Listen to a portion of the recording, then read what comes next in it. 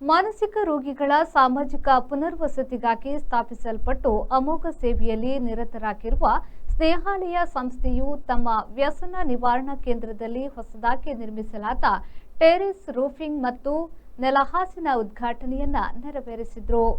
ಈ ಸೌಲಭ್ಯವನ್ನು ಮಂಗಳೂರಿನ ಎಂಆರ್ಪಿಎಲ್ ಸಂಸ್ಥೆಯ ಸಾಂಸ್ಥಿಕ ಸಾಮಾಜಿಕ ಯೋಜನೆಯಡಿ ಪ್ರೋತ್ಸಾಹಿಸಲ್ಪಟ್ಟು ಸದರಿ ಸೌಲಭ್ಯವನ್ನು ವ್ಯಸನ ಮುಕ್ತ ಸಮಾಜಕ್ಕಾಗಿ ರೋಗಿಗಳ ಚೇತರಿಕೆಯ ಹಾದಿಯಲ್ಲಿ ಸಬಲೀಕರಣಗೊಳ್ಳುವ ಅಭಿವ್ಯಕ್ತಿಶೀಲ ಕಲಾ ಚಿಕಿತ್ಸೆ ಮತ್ತು ವಿವಿಧ ಗುಣಪಡಿಸುವ ಶಾರೀರಿಕ ಹಾಗೂ ಮಾನಸಿಕ ಚಟುವಟಿಕೆಗಳಿಗೆ ಮೀಸಲಿಡಲಾಗುವುದು. ಹಲವಾರು ಗಣ್ಯ ಅತಿಥಿಗಳ ಉಪಸ್ಥಿತಿಯಿಂದ ಕಾರ್ಯಕ್ರಮದ ಮೆರುಗು ಇನ್ನಷ್ಟು ಹೆಚ್ಚಿಸಿತು.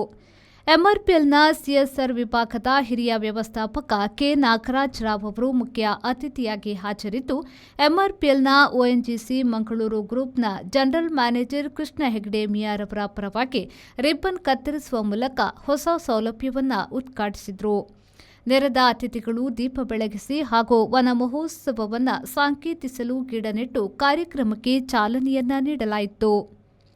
ಮಂಗಳೂರಿನ Rachana Catholic chamber of commerce and ಇಂಡಸ್ಟ್ರಿಯ ಜಾನ್ ಪಿ ಮೊಂತಿರು, ಉದ್ಯಾವರ ಮಾಡ ಅರಸು ಮಂಜಿಷ್ನರ್ ಕ್ಷೇತ್ರದ ರಾಜಬೆಲ್ಚಿಡ, ಸ್ನೇಹಾಲಯದ chaplain reverend father Cyril D'Souza, ಮಂಗಳೂರಿನ ಪ್ರೇರಣಾ ಭಾಷಣಕಾರರಾದ ರಫೀಕ್ ಮಸ್ತಿರ್ ಉಪಸ್ಥಿತರಿದ್ದರು. ಸ್ನೇಹಾಲಯದ ಸ್ಥಾಪಕ ಮತ್ತು ಕಾರ್ಯನಿರ್ವಾಹಕ ನಿರ್ದೇಶಕ ಜೋಸೆಫ್ ಕ್ರಾಸ್ತಾ ಅವರು ಅತಿಥಿಗಳನ್ನು ಸ್ವಾಗತಿಸಿದರು. ಜಿಯೋ ಡಿಸಿಲ್ವಾ ಅವರು ಕಾರ್ಯಕ್ರಮವನ್ನು ನಿರೂಪಿಸಿದರು. ಬ್ಯೂರೋ ರಿಪೋರ್ಟ್ ವಿ4 ನ್ಯೂಸ್ ಮಂಗಳೂರು.